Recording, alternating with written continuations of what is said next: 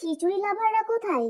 আজকের এই মেঘলার দিনে একটু খিচুড়ি হয়ে যাক। তো চলো ঝটপট রেসিপিটা দেখে নেওয়া যাক। তো আমি এখানে ছোলার ডাল, মসুরের ডাল আর চাল নিয়ে নিয়েছি এবং সেটাকে ভালো করে ধুয়ে আমি এখানে আধ ঘন্টার জন্য ভিজতে দিয়ে রেখেছিলাম।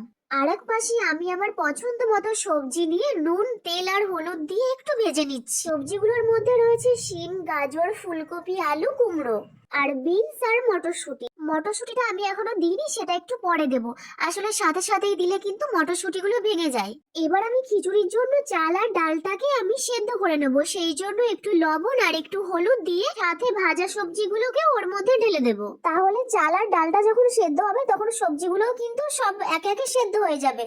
এবার চাল, ডাল আর সবজিগুলো একে একে সেদ্ধ হতে থাক। আর হ্যাঁ, জলটা কিন্তু অবশ্যই বুঝে দেবেন, মানে জলটা যেন পুরো ডুবে থাকে, তাহলে তো সবজিগুলো সেদ্ধ হতে হবে। তাই এবার অন্যদিকে চলো আমরা খিচুড়ির মশলাটা তৈরি করে নিই।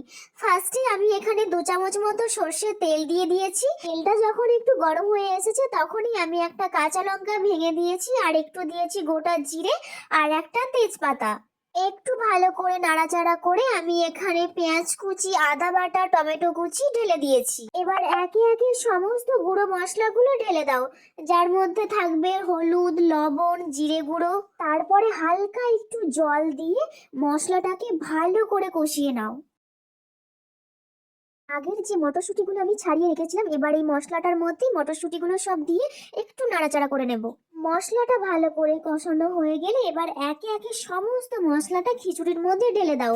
আর হ্যাঁ, তার আগে অবশ্যই কিন্তু চেক করে নেবে যে চালটা সেদ্ধ হয়েছে কিনা। সেদ্ধ হয়ে গেলেই নামিয়ে নাও। আর এই যে আমার গরমা গরম খিচুড়ি রেডি।